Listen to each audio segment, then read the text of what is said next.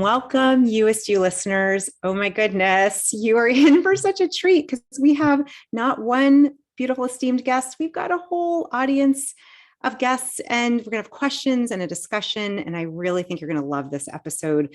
We are really going to look and dive into this concept of how to really step into your purpose, how to impact millions and hopefully billions and lots of people from a place of heart without attachment to ego. And I'm so grateful, so excited. I'm bringing back one of my favorite guests.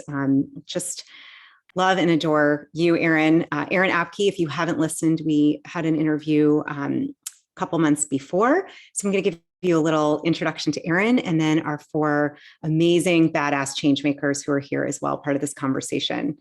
Erin Abke was born and raised as a pastor's son in the Silicon Valley of California. At 27 years old, he had a dramatic spiritual awakening that changed the course of his life. He was working as a signed fitness model in San Francisco and competing at the national level in men's bodybuilding at the time, and completely walked out of his former life to dedicate his life to seeking how to return to that state of self-realization permanently. Erin's passion is teaching unity consciousness and spiritual awakening with the world. And he does so today via YouTube, social media, masterclasses, and workshops, primarily teaching through texts such as A Course in Miracles and The Law of One. Erin believes that unity consciousness and freedom from the ego is the most evolutionary leap for humankind and is available for anyone who truly desires it. Heck yes, that's why we're doing this. Just had to say that. Okay. All right, I'm going to introduce you all to our four amazing, amazing badass soul seekers and change makers. I am joined today, in addition, from some of the participants in Selena Sue's Impacting Millions program. Selena is a dear friend and is all about how to serve at the highest level from authenticity, from heart. So we salute you, Selena. We love you. And I'm just going to introduce to you. First, we have Gina Casparo, who is a life designer coach and feng shui consultant. And she is on a year-long road trip, super cool, following her spark and connecting with others that are doing the same. I'm also joined here today with Jill Krazunovich. Jill is a school teacher who has just finished writing her first memoir. Go, Jill. It's called When the Apple Falls Far from the Tree, and is hoping to use her diverse life lessons to inspire others to step out of victimhood and into personal growth. We also have the lovely Dr. Priti Chandran. Dr. Priti is a life designer transformation coach with a past career as a dentist, helping women heal their cultural paths and pain so that they can transform themselves grounded in unconditional love and release their children from inheriting unhealthy generational chains that are based in fear. And lastly, I'm also joined today, let me find this really quickly here, with Gabe Pickus. Gabe is an amazing founder and director of Indigo. This is an acronym for Inward Discovery Grows Outdoors, which guides youth and adults to discover nature as our greatest teacher, healer, and classroom. So just so everyone knows, we are surrounded by incredible luminaries, a lot of light, and I'm just excited to get right into this conversation. So, Erin, just thought I would kind of kick it off. I know everyone has a question for you. I really would love to hear what you feel about and think about this question. How are we to impact the world, to step out from a place that is not attached to ego, that is not coming from that space? How do we do that? What's your take on that? You can pull from A Course in Miracles, Law of One, your own experience as you've been doing this, anything you want, but really would love to hear from you. Yeah, I just love how the universe has made us all so unique in the things that we're gifted at and the things that we're passionate about. And it's really in our diversity that we have our power to impact the world.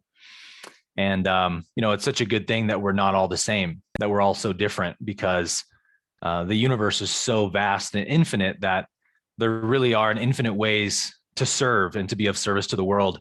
And so really each one of us, every single person listening, is really here to find what that purpose is through what their passion is. Passion is authenticity, and passion leads you to your gifts and your calling. And so I just get so excited to see people in unique spaces, innovating, creating, just forging a new path to help humanity upgrade in whatever ways they do that. And so we have a lot of very unique, talented people here today that I'm very excited to chat with. Awesome. I love what you said. I love this about passion. Like, really, part of what I heard in there is that passion is something to pay attention to, and that in that, baked in that is authenticity. And I'm wondering, I don't know, but to me, hearing that, I'm like, oh, authenticity is not like, ego doesn't live in authenticity. No, no, very much the opposite. Yeah. Ego is what makes us all the same. You sometimes will hear people say in spiritual spaces that, the ego is your sense of self, or ego is your personality. And there will be certain fears that come up when people are pursuing enlightenment. Like, well, I'm afraid to get rid of my ego because then I'll just be, a personality-less kind of drone that sits on the couch in silence all day. And what I try to show people that it's very much the opposite. The more we shed that ego self, the more our uniqueness really shines through, because the ego is what makes us all the same. It is what makes us all these kind of automatons that are all operating on the same default mode network of survival of the fittest. Look out for number one. The universe revolves around me. Everyone's in my way. Everyone's my obstacle. And that mode of thinking dominates humanity currently. And really the next evolutionary leap for humanity is enlightenment, in terms of transcending ego consciousness, the belief that we're all separate and need to fight individually for survival, and really take the next leap into unity consciousness, which is this understanding that we're all one. And although we are one, we are all unique aspects of the one. And we can only step into that by getting rid of this belief that I'm an isolated, separate self all on my own. That's what limits humanity tremendously and keeps us in fear and lack from realizing our true potential. Yeah, I think such an important piece that you're saying is that really this competitive, what the norm is not the norm of what we're aspiring to, nor does it have to be the norm, nor do we really actually want that to be the norm. And so what are some ways, and I know Jill had a question for you that I think goes a little bit back to, maybe I'll just let you ask it, Jill. She had some questions about when you kind of stepped into this realization, enlightenment. And I'll wait to ask my question. Jill, did you want to ask? Because I think it goes back to like where you started, Erin, and how you've shifted on your own path. Sure. My question was in regards to your previous interview with Julie. You basically had spoken about how it kind of happened overnight. One night you were, modeling and in the bodybuilding industry, and the next day you really embraced this whole aspect of being a light worker. I'm wondering if you can address how that affected your relationships. I myself find that navigating those waters has been a bit tricky, going from the ego-driven person to a light worker, and how you navigate with the people around you. What did that look like for you, and any tips or tricks there?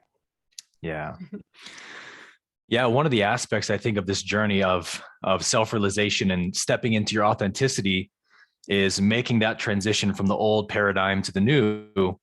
And the universe is just kind of always extending the opportunity, I would say, for us to step into greater trust and surrender, because that's how we get out of the ego, right? Ego is what needs to know. I need to have all the answers. Give me the certainty, lay out the timeline. I got to know, let me plan it out.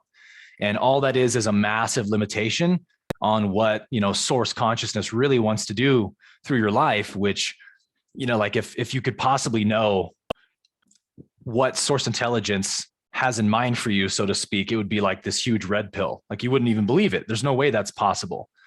And that's how epic you really are. That's the magnitude of what your soul came here to realize.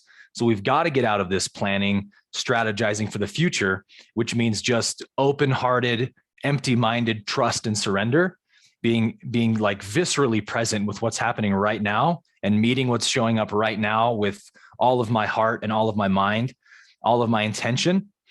And so for me, when I just woke up to how inauthentic I was living, the whole bodybuilding, fitness modeling thing was, I just saw it was coming from such a lack mentality of like, this is where my self-worth comes from. This is how I get recognized by people.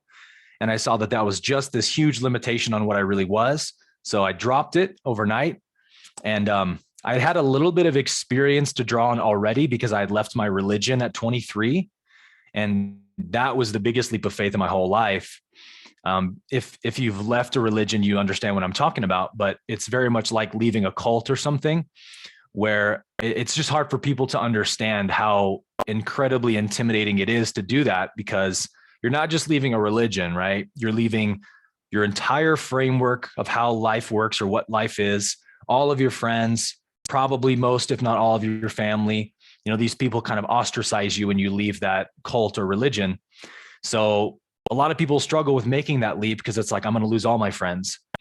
But at a certain point, the internal conflict of like living inauthentically outweighs the fear of making that leap. And so then you just step off the cliff. And what happens is there will be a wilderness season, right? Where you might be a bit alone and navigating a new territory of like, all these people think I'm, you know, in my case, a heretic. If you come from like Western medicine and you're moving into a holistic medicine space, you're a quack, you're a pseudoscientist, all of your friends are talking bad about you. You know, you're going to have to be okay with that and just trust that this is the universe's plan. And when you close a door, like you have to close a door first before the next one will open. It just seems to be the way it works. I wouldn't say it always works this way, but in my experience, it always does, where you have to close a door before the next one opens. And that's where the trust and surrender comes in.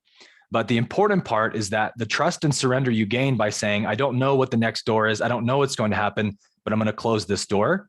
Like you upgrade your consciousness, and that gives you sort of like the authority or the access to level up to this next open door that you probably wouldn't be able to really integrate if you had this lack mentality from the old paradigm, right? So the universe asks us to make these leaps of faith as a means of upgrading us and preparing us for what's next. Quick question to that. I'm going to jump in because I actually didn't realize your story with leaving your religion, and you were a pastor's son. Like you grew up in that community. Can you just maybe like add on, Jill? That was such a good question. Love what you shared, Aaron. The really what I'm hearing is this is trust and surrender. This is like the ultimate. What was that like for you? I don't think I realized that was part of your story. Are you still how is it with your family now? Your dad, your family, or whomever, you know, are close to you? Well, I think no matter what space you're in, like I said, if you're leaving one paradigm to go into another one, it'll either happen because you can foresee that, you know, this is no longer a match for me, so I'm just going to make the leap now. Or you can sort of wait until the tiles keep dropping out from under you and suddenly you have no choice but to leave because you just can't even connect with those people anymore. There's just no resonance there anymore. And so you don't even have an option but to move on. And in my case, it was somewhere in between. I sort of saw the silver lining of like, there's hardly a conversation I can have anymore that I agree with anything my friends or people in my church are saying. So it's time for me to go. And trusting that was hard because saying goodbye to friendships is difficult. Being alone for, in my case, a couple of years, you know, I had some friendships, but I was used to this huge community of people. I was a worship leader. I was on stage all the time. And so that was a tough transition. But when your heart longs for the authentic and the real, that's how you call it in, is just by wanting it. And saying no to what you don't want is saying yes to what you do want from the universe's perspective. So, you know, I had to deal with people sending me angry messages and you're a heretic, you're leading people astray. Ironically, you're a cult leader. I'm like, no, I'm leaving the cult. But it's so worth it when you finally step into the new, because you attract friendships and people that vibrate on the same frequency as you. And there's just nothing like that. And for me, it's like whatever time I have to wait, whatever I have to move through to get there, it's infinitely worth the value you get. So powerful. Oh my gosh. Thank you for sharing that. I didn't know that part of your story. And I think it's that you're talking about the wilderness. I agree 100%, having not that, and it sounds like what we can all take from it is what comes from that is a different kind of relationship with the divine, a different kind of trust, surrender, and groundedness that you would never have had otherwise. Yeah. Gabe, I want to ask, I think your question might fit in really well here, and you can add on if you, we were just sharing beforehand. If you'd like to ask Aaron, just I think what you were sharing about, reaching other people, and especially when those are attached to their ego or suffering. Gabe, you probably can say a lot better, but I want to pass the mic to you so you can ask your beautiful question. Sure. Yeah. Thank you so much. You're certainly speaking my language, and I'm picking up everything you're putting down, from the kind of like liberation theology threads to the law of one and the spiritual kind of lens and worldview that we're all, I think, on this podcast most likely viewing the world through.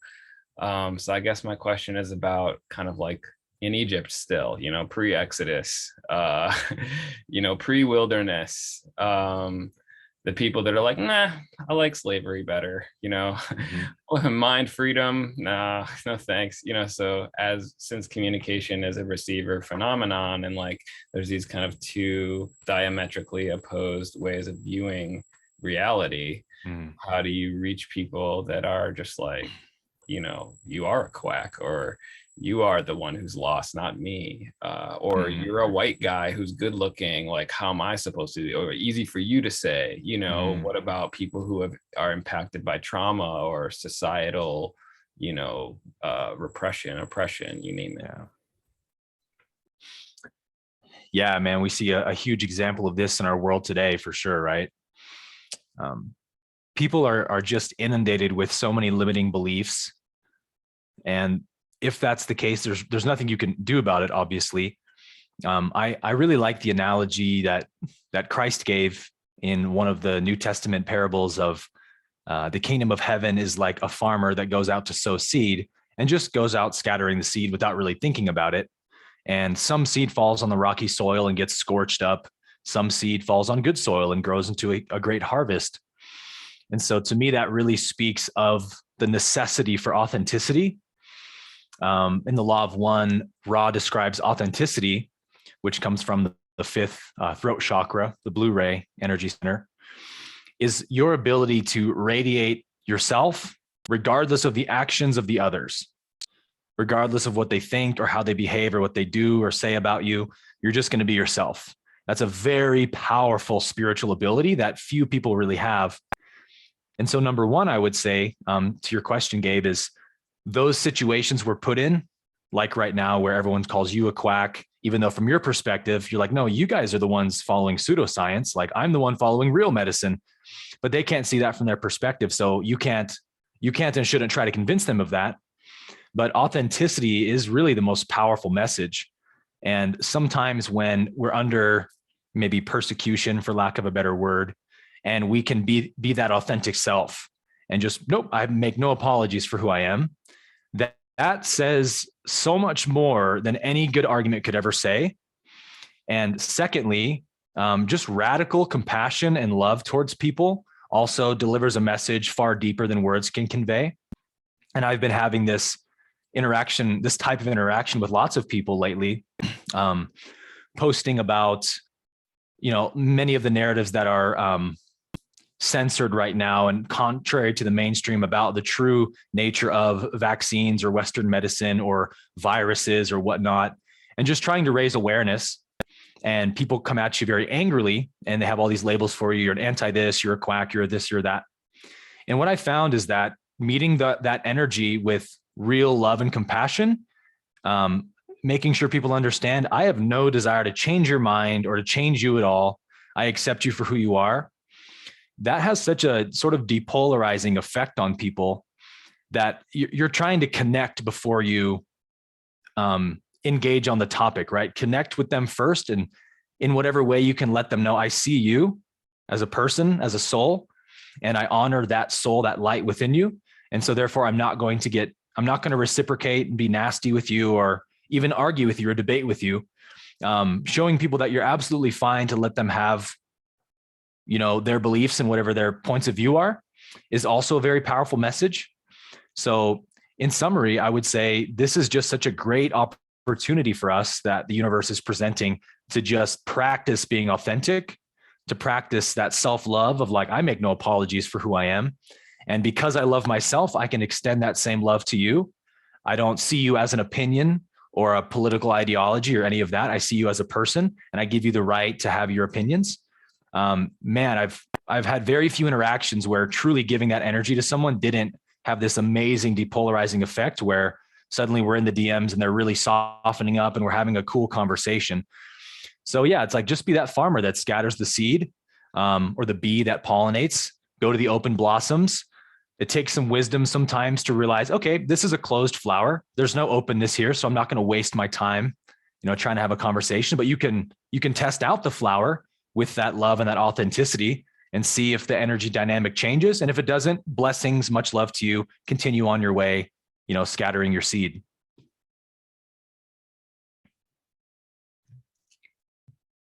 I'm like, my whole heart energy is like, I don't know what just happened. I felt like a whoosh of warmth. I this radiate yourself regardless of actions. The definition of authenticity is stunning, and it takes something. And I just, to add what you're saying, Erin, I think for all of us, whatever this might be, I sometimes those seeds, you might have family members. I've experienced this in certain things that they don't see it the same way. And I love how it's like, look at it as an opportunity. It's a practice. And coming with that radical compassion and love, that is the upgrade. That is the upgrade from what we were talking about earlier. I'm sorry. I'm like, whoosh, just my heart is like, yes, this is definitely, woo. I don't know any other open heart. We're all open-hearted. I'm like, whoa, feel that. And I'll just say, if people are watching this, Gabe is covered in light. And I feel like the light, Gabe, that's like shining on you. It's just rays of light. Exactly. Rays of light. So beautiful. That's the Gina, consciousness itself, right? So cool.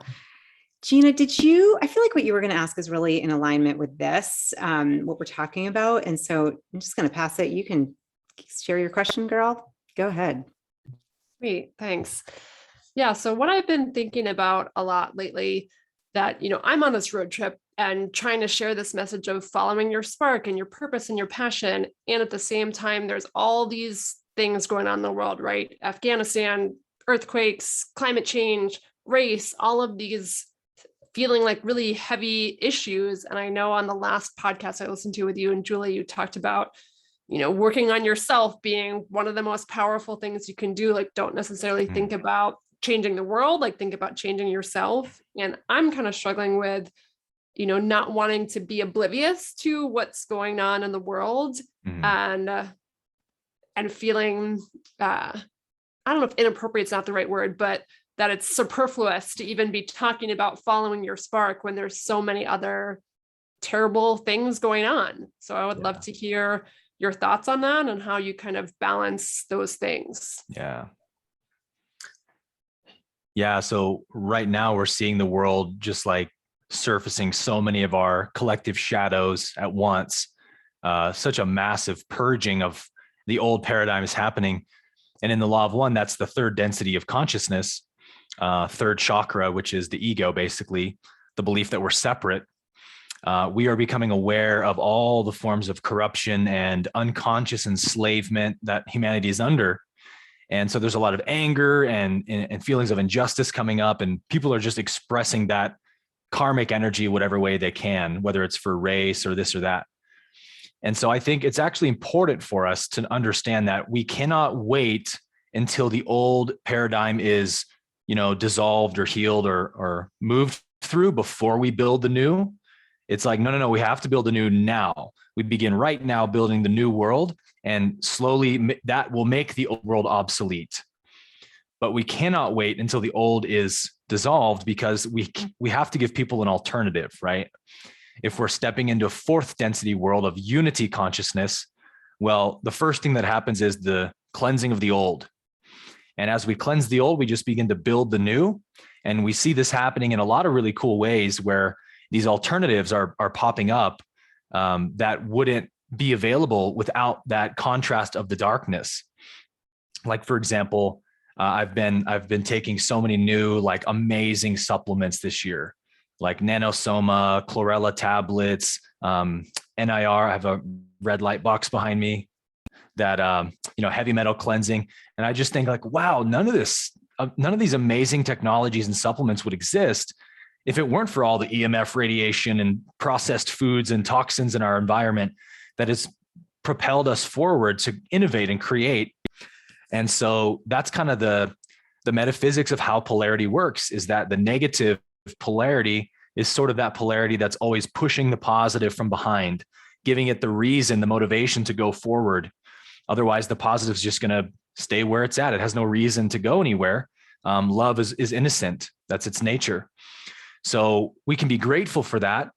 The darkness, the negative catalysts in the world, say, thank you for playing your part in creation to spur the light forward.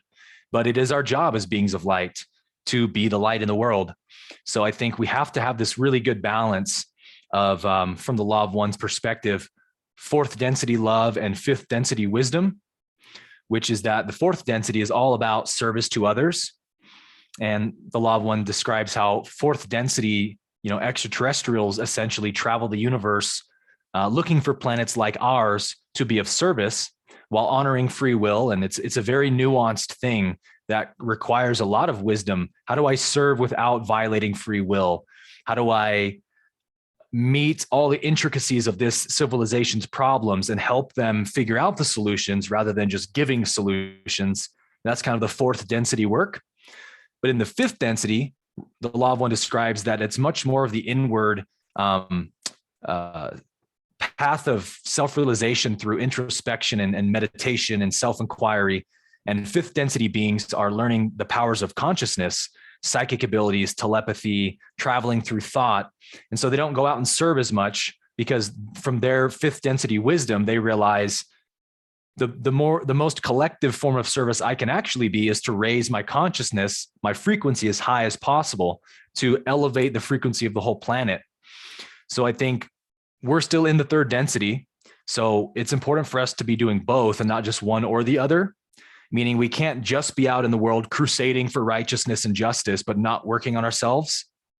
But we also shouldn't be isolating ourselves and doing, shadow work, but not speaking truth to power and fighting against injustice and corruption and bringing light to the world. We really do need to be doing both. So I say, absolutely innovate. The world needs your passion. The world needs your creativity. Offer whatever solution you're here to offer. Offer whatever path of healing you're here to offer. And that's one aspect of how we serve the world right now, is like, be in the world, but don't be of the world, in that I'm still working on expanding my own consciousness to elevate that of humanity at the same time. Beautiful. Whoa. Be of the world, not in the world. I've heard that before. Yeah. So powerful. I feel like this opens right to Pretty, I'm like, this is like beautifully unfolding. I'm just seeing a big lotus. It's like, Pretty, you had a beautiful question that I think goes right here, my friend. Take it away. Thank you, Erin. That was a wonderful segue as to along the lines I was thinking. It reminds me, like, when a caterpillar is in the cocoon stage, I believe the word is liminal, where it's kind of messy. And I love what you said with practice being authentic. And that seems to be that liminal phase. And there's the dance between, like, the solar plexus, the heart being in the middle, and then the throat. I'm seeing correlation with how you're describing densities and that dance there. And I'm kind of wondering, like, with that practice and wanting to practice those reps of radical love and compassion so that we can take away the power from the ego, and like trying to see, well, what I recognize, awareness is one of my most powerful tools, recognizing, hey, I might be in that space and I can choose now to surrender and trust that source. And at the same time, there's this overcast, it's all one love. It's the law of one. It's unity consciousness. And so I find myself in this dance over there, and I'm like asking you, what would be some of your words of wisdom, insight with the practice in that space? Well, I think we need to see that the ego doesn't want to be authentic because it wants to conform with the group. That's kind of how it's been designed by evolution. I like to explain how the ego comes into being through evolution, because it really just gives us such a great insight into why it behaves how it does. And that's basically when human beings, or I guess ancient hominids, were at the point of, developing language, when they started using, guttural vocal noises to label objects. That would be about when the ego began to formulate in the mind as the part of the mind that labels, right? And so once the mind labels an object, it doesn't ever relate to the reality ever again. It only relates to the label. And so you sort of are deadening reality slowly and begin to live in your own separate world and don't realize how completely connected everything is. So that's where the belief in separation comes from, is the mind has labeled the world to death. And then at some point, I become a label. At some point in that process, those ancient hominids would have started making noises to label not just rock, tree, banana, but one another, right? I give you a noise. And so whenever we make that noise, all the apes in the group know we're talking about this ape, and vice versa. And so when I get a noise, that's what allows the mind to do that about face, where it kind of flips in on itself and becomes an object to itself. And that's the solar plexus, third chakra of self-awareness. So now I is also an object in space and time. And I can think about now my past and my future. Like my dog can't think about its past and future because it doesn't yet have that level of self-awareness. It's a second density being. Human beings are, as far as we know, the only third density beings on planet Earth. So when that happened, the social survival became just as important as physical survival, because human beings began to form hierarchies and tribes and, structures. And so now wherever I stand on that social totem pole really dictates my whole quality of life, doesn't it?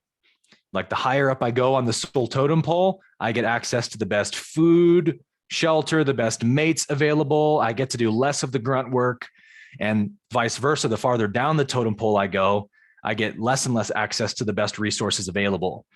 So that fight to get to the top mentality is what the ego is. And so because of that self-preservation based thinking, the ego is always looking for like, how do I fit in with the mold? How do I get approval from the social hierarchy, which is what limits us from standing out and shining authentically. So it's just sort of like, first be aware of that part of my mind that wants me to conform with the group and doesn't want me to stand out, because standing out is a potential threat to the ego. Like in an ancient human tribe, if I do things or misbehave in such a way that gets me disapproval from the group, there's severe consequences to that. I could get ostracized, kicked out of the group. At a certain point, I could even get executed by the group. We've seen that a lot in human history. So human minds have learned this for hundreds of thousands of years, that it's, in ancient times, it's always a bad thing to stand out too much because other egos get angry and start judging you. So fit in and disguise yourself with the group is safety. So you can't be mad at the mind for that, because that's just how it learned to survive in ancient times. But we are at this transition point now, right, where we're evolving out of ego consciousness and into unity consciousness, where we say, okay, yeah, it's true that we're all in separate individual bodies, but we are all that one essence. We are all that one being expressing itself, the universe expressing itself. And so when we know that, it actually becomes very desirable to stand out. And we're seeing that in our world, right? We idolize celebrities and talented people and gifted people who are forging their own path in the world. So firstly, like you said, to be aware of that voice is number one. And just being aware of it itself really kind of does all the work for you. The natural gifts and abilities will begin to shine through as all that obstruction is being eliminated from it. All those obstacles are being removed. But I think the second important point here is that words don't teach, life teaches. So it's not enough to just know concepts, digest spiritual knowledge, read books, but we have to look for ways to apply that knowledge in life, in space and time, because that's how the soul actually learns. That's why the soul incarnates into a human lifetime, because it needs experience. It needs the reflections of beliefs and thoughts and ideas to be expressed in space and time. And that's how the soul is saturated with knowledge, and it expands and evolves. So it's like my soul came here to learn and grow and express my abilities, to grapple with challenging circumstances and rise to the occasion. Like, understand that that's really where the rubber meets the road. And so when you see that, it actually becomes, very exciting to meet your life challenges with your authenticity and just say, no, I'm not going to shrink back. I'm not going to be afraid. The universe has my back. The universe has put me here. So I'm just going to trust and surrender to what is and rise to the occasion. And it may not work out how you think. It may look like a bad thing has happened sometimes. And even then you have to surrender to that and say, no, it's always working out for my highest good. The universe is always moving the chess pieces, but sometimes it has to go backwards before it goes forwards. Like, I can't possibly know what the source is doing. So let me not be so arrogant as to get in the way and say, oh, this is bad. This shouldn't have happened. That's really where we limit ourselves. Woo, so powerful. Pretty, did you want to add before I shared? I saw you're unmuted. Yeah, I'm good. Thank you. Yeah, it's really that trust and surrender, and to myself with authenticity, so that I can tap into what makes me passionate and lighting up my light so that I can share that outward. Yeah. I love what you were just sharing, Erin. This is such a great question, Pretty. And as you're speaking, the way, and I'm like trying to figure out how to ask this question, because I have like 3 questions that are coming in. I'm going to try to separate them, but you talked about, well, let me just say this. This sounds to me like this is part of what we're moving in for those maybe as a soul that have chosen to move from the 3rd density to the 4th, from ego consciousness to unity consciousness. This is it. The standing in the trust and surrender, the authentic full self-expression, radiating. I love how you said that I have the quote here, the radiating yourself regardless of actions. It occurred to me, I was just curious, you talked about the labels, and our ego loves labels. So my mom's a former opera singer, music teacher. I grew up like bathed in music, and I was like, but music is a different vibration. And I'm like, whoo, feeling it in my body. And I'm wondering, just curious, because music doesn't have labels, it doesn't have words, but it's a language. Curious what you feel about music as it relates to the 4th density and the 5th density, and is that something we can use to help us? Because I'm feeling people that are listening, like I know the audience that's listening, like I just am pretty positive any of you that are tuning in right now and you're still listening to us, you're probably in the camp of wanting to move into unity consciousness, wisdom consciousness. So I'm just all my soul family that's like, okay, give us some, like, what else can we do? And it hit me. I wonder about music. So that was a long asked question, but curious what your feeling is about that. Yeah. And the ego and how it responds. Yeah. Well, something else you may not know about me is that I got my bachelor's degree in music in college. No, I didn't know that. That's so yeah, cool. Music has been a huge part of my life. I wanted to be a worship pastor when I was growing up in church, and I grew up leading worship with my family and all that stuff. So there's so much metaphysical truth we can see in music as it relates to consciousness and spiritual growth. And there's this really amazing passage in the Law of One where Ra is describing the energy centers as almost like notes on the scale. In fact, they actually do equate the 7 densities as the 7 notes on a scale, in that you start in C major, you move up 7 notes, you get to the B note, which is the 7th, the dissonant note. And then when you go to the 8th note, the next C octave, that's the beginning of a new octave, right? And Ra says that the universe actually is laid out that way, like the 7 densities are the 7 musical notes of a scale, and every octave is an entire universe of experience. And so that's why they actually don't call them universes. They call them octaves in the law of one. So let's say in this octave of experience, there is da da da da da. And every octave is based on the knowledge gained in the previous one. So this universe we're in right now is the result of whatever data and knowledge and experience was gained in the last universe. And then the one after this will be based on this one. So it just goes on infinitely forever. And Ra actually equates that, the Big Bang and the retraction, the explosion and implosion of every universe, like the heartbeat of the creator. So just going on forever. So it's this really beautiful picture. And in each one of us are 7 energy centers, which represent kind of the microcosm of the macrocosm. Each one of us is our own universe, a miniature expression, infinite in its own right, of the whole universe. And so Ra will say that balancing our energy centers, doing that spiritual work to open the Kundalini, the energy center network, so that the cosmic prana can just flow through you freely. You can express your gifts and just let that universal life force live you and move you. That's authenticity. And so Ra says something like, in the one whose energy centers are balanced, sort of like a guitar string with a chord, says, the notes of the energy centers lie waiting for the creator to pluck harmony. Like you become your own instrument of music for the creator to play. Like you are lived, you are danced, you are moved by the creator. And you got to be authentic for that to happen. The more distortions there are, the more ego consciousness is controlling you, the more you're cutting off the flow of that energy to just move through you.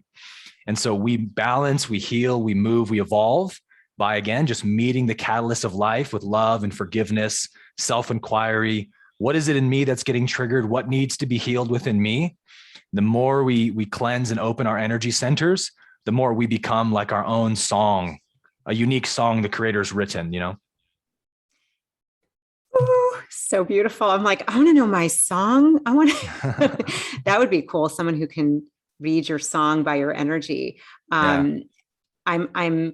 This is amazing to me. I just recently, out of nowhere, I was like, a friend of mine had a new singing bowl and I was like, I need a heart chakra singing. Like and I've been playing it and my cat jumped in and was staring at me. And I'm like, something is going on here. And I could feel it. And I just love this, I never heard about this being connected to the 7 octaves, being to the 7 universes, and balancing that. That is beautiful. It's actually really, really cool. I've wanted to make a video on this for a while, in that if you understand what the 7 chakras represent, what the 7 densities represent, and then you match that up to the musical scale, it's absolutely perfect. It's so incredible in that, the second and third densities are very difficult densities. Like you have the animal world, which is survival of the fittest. They don't have self-awareness like we do. So they don't suffer like we would imagine we would if we were in an antelope's body and have to be chased by lions all day. But it's still a very brutal existence in a sense. They just don't really know that it is. And then of course, third density is the most difficult density of the 7 and the shortest one. And so on the musical scale, the first note is a major note. The second and the third are minor notes. And then the fourth note is a major note. And the 1-4 progression is the most harmonious, every hit catchy pop song ever just hammers the 1 and the 4, because it's that really beautiful combination of chords. And, the 4th chakra is the love chakra, which is the beauty, the harmony. And then, 5th through 7th, it's just amazing how perfectly it lines up with the musical scale. You definitely need to do that video. Yeah, I need to do it. I'm if you needed confirmation, I think this is it. Message received. Yeah. Just saying. I'm just going to tune in. Does anyone have, we call them heart flares, where your heart is I'm just going to ask anyone, Gina, Jill, Dr. Pretty, Gabe, do any of you have any heart flare questions for Erin? And Gina, it looks like maybe, but that's okay. You're good. Erin, I'm going to ask you, okay, wait, I have one more question. This is what happens. This is what happened last time. Literally, Erin, I won't do this today. I could literally stay here with you for 8 hours. There's so much. I'm just keeping it. We're just going to stay within the time frame. That's why you're a great interviewer. don't know. So it's like flooding of questions. But you said something before and it lit up. And I want to ask you about this because I have a feeling this is one of the bridges to moving from third to fourth. You talked about doing shadow work, and that word that just was like, oh, we didn't touch upon that. And I thought it would be interesting to get your take or your experience with shadow work, because just looking at the polarities, looking what you were saying with blessing the darkness, looking at the wisdom that comes from, if you have that, what seems negative, from that comes, we live in a polar, well, at least in the third density we do. Maybe just share your experience around shadow work. What does the Law of One say about that? Course in Miracles, I personally would love to hear, and I can feel there are others that are like, yes, please. So yeah. So the feminine polarity represents the unconscious. It's that which absorbs and receives and takes in. So our subconscious mind is obviously always taking in the imprints of our experience. And so this is why we really need to have a perfect balance of masculine healing and feminine healing. And most people just aren't aware that there are two types of healing. And so if you just have one or the other, you're going to run into issues. So the best way I like to explain this in an analogy form is, if you imagine a house that's flooded with water, the house represents, like, let's say my body. The water represents, trauma, emotional pain that's stored up. Feminine healing is opening all the doors and windows and allowing the water to leave the house, right? But masculine healing is turning off all the faucets in the house. So correcting the errors in my perception that cause traumas to happen. So the feminine healing clears out energy. And if you have trapped energy, you have to get it out. But if we don't change the way we think and perceive about ourselves, and therefore the world, we will continue to collect more traumas and distortions. So this is where you get kind of perpetual shadow workers who are just always moving through stuff and healing stuff, because they're not seeing where the errors in their thinking are causing those traumas to be stored up. So the subconscious is innocent. It's just a feedback system. It just absorbs whatever it receives. And if it's anything that's perceived as painful or wrong or challenging, judgmental, it holds on to that. And that's part of the ego consciousness that says, hey, this was a painful experience. This could be very detrimental to my survival. So I need to remember this somewhere. I need to store this data because it's very important for my survival. If I'm walking through a forest and I walk into a bear's den or whatever, and a grizzly bear jumps out and I barely escape with my life. Okay, so you better believe my mind's going to remember that experience, right? It's going to store that somewhere, and it's going to purposefully traumatize me so that from now on, when I'm walking through the forest, any little, ruffle in the leaves on the floor, whatever looks like it might be a bear's den, I'm going to be triggered by that and avoid. So that's, again, not something I can judge. It's totally here to help me. It's innocent. It's just looking out for survival. But it takes higher wisdom and knowledge to understand, okay, we don't need these triggers though. This is an old third density consciousness operating, and it was very useful at that time. But now consciousness has leveled up and doesn't need that paradigm any longer. So in that same sense, everything that happens to us that's painful becomes like that, a trauma that the mind doesn't know the difference between physical survival and social survival. It doesn't know the difference between a bear's den and social anxiety. It just knows how I react emotionally. And if I shrink, it's going to say, oh, danger, store, remember. And so that's a negative imprint. So shadow work is to go into our past, into our memories, try to relive them, and then give them a different energy. And the energy we try to give them, instead of shrinking back and being afraid or judging and being angry, that gives the mind evidence that, okay, this really is important and necessary. Because look, the same reaction is happening. So we really do need to hold on to this. But if I go back to that memory, or I experience a trigger in real life, let's say, and I meet it with compassion and love and understanding and say, it's okay to feel that way. Of course you feel that way. From your point of view, that was a valid way to react to that. All I'm offering is a higher point of view to take, that you don't need to be a victim to that any longer. Well, that loving energy, that vibration of love shows the mind, okay, this isn't actually necessary anymore. We're safe now. Like love gives that energy of like it's safe. And so the mind will delete that old program. So that's the feminine healing, the shadow work of let's get out all that negative energy that's just constantly triggering me throughout my day. But then equally important is let's change the way I think of seeing myself as a victim to life, seeing myself as on the receiving end of life.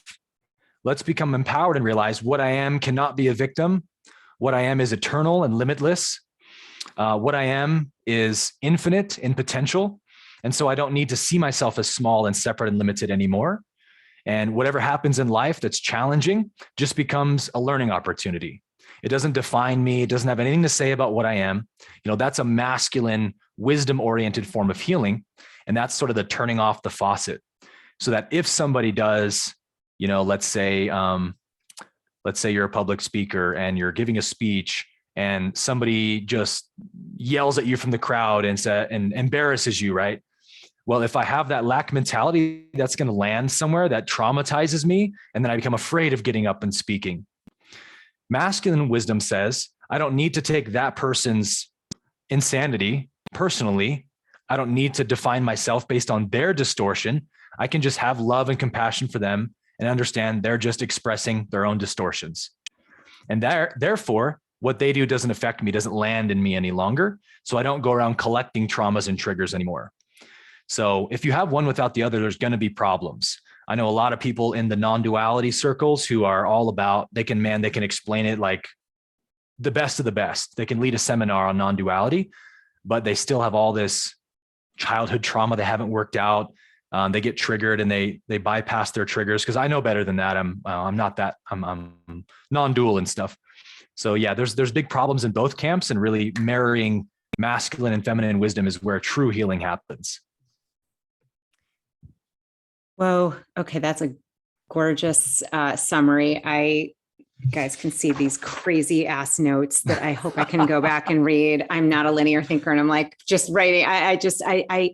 I've done some of this work myself, but hadn't heard it explained. I don't know if others here too, the divine feminine and the masculine energies. And that is just so powerful. And really appreciate how you just explained how both are crucial. Mm-hmm. Because and frankly, there's been a lot of focus on bringing back the feminine, right? And there is to me, I use the word divine. There is a divine masculine as well. It's both. Mm-hmm. We've seen, a distorted masculine, I would say, for a long, long time, and probably in the feminine as well. And this, to me, this is like, this is integration.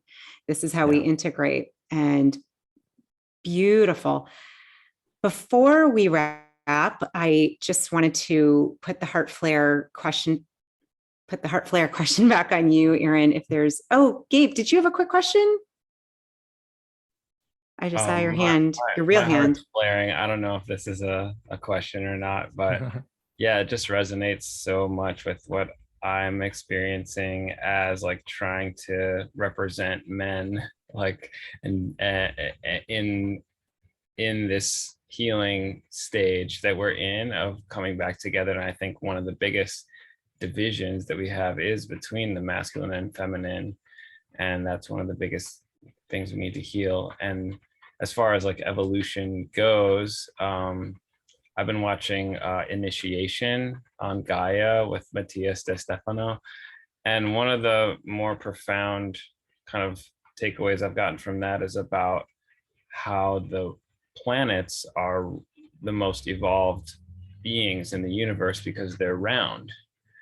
And the reality that I always am trying to spread as an energy work practitioner and a healer, and I like do this martial art called Sistema that's like literally we're punching the toxic masculinity out of each other and like responding softly and going with the flow, is that we are round.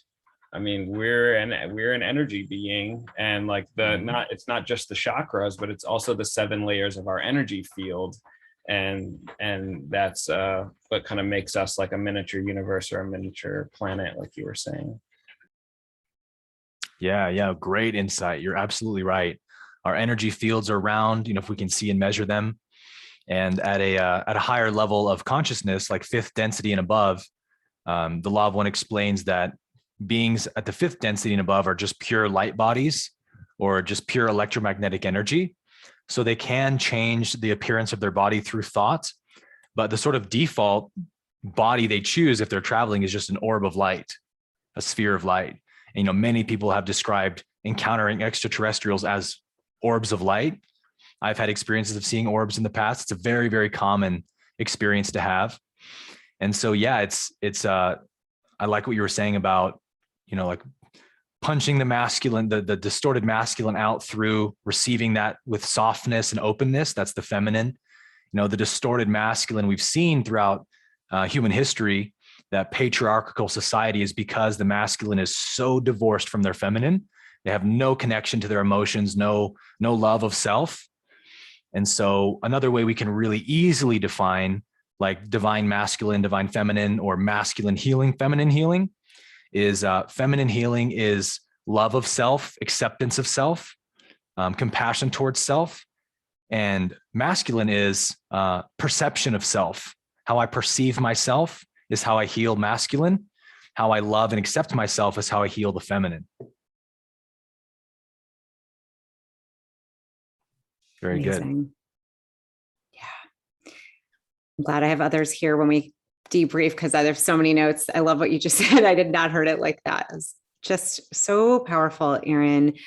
Anything that maybe is just still there for you? I mean, obviously we could go on for a long time, but maybe something that is still there, a heart flare for you that we didn't talk about, or that just you feel is not complete yet, that you'd like to share. Yeah, I think in summary of this whole conversation of stepping into your purpose and going out into the world and being of service in your own unique way, I just want to really highlight that your passion is your purpose. And so the more you can get into your passion, the more you can love what you're doing, the more power is going to be infused in it. And the detriment to that is always going to be the outcome that the ego wants.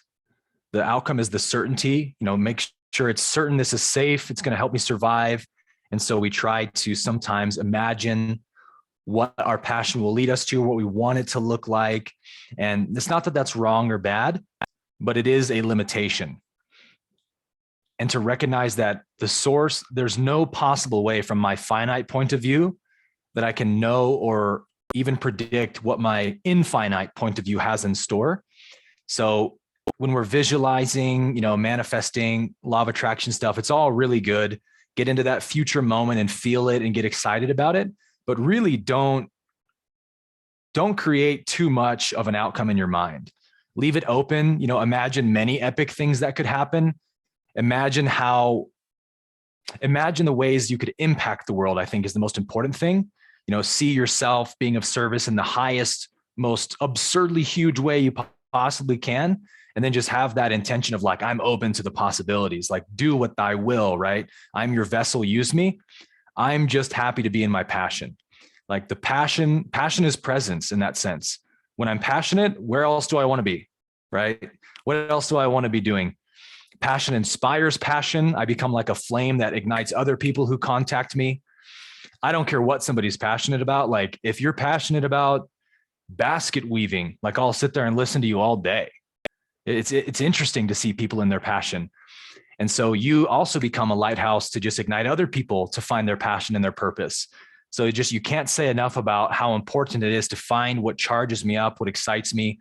What do I feel like I would just die inside if I couldn't do this? Like find what that thing is, no matter what it is, and understand that if there's passion there, there's purpose there given by the universe. The ego has no passion. It doesn't come up with passion. All passion is from the source. That is the perfect drop the mic ending moment. Yeah. Like jazz hands, prayer hands. Oh my gosh. Aaron, thank you so much on behalf of all of us. And you're welcome to unmute we're still live, but that's cool. Just share a big thanks Thank to you Erin. for your time. That was amazing and just what I needed to hear. Thank you. Thank you. Thank you, Erin. I love it. Thank you guys so much. Such a gift. Thank you for coming on again, Erin. And just, for me, I always say, listen with your heart, and everything you're saying on my heart is like, yes. So thank you for helping us move to a unity consciousness. That is what we're doing here. One day, moment, breath, authentic moment, breath at a time. And we Yeah. just thank you for the beautiful work you're doing in the world. Truly. Yeah. Thank you for having me. I appreciate it.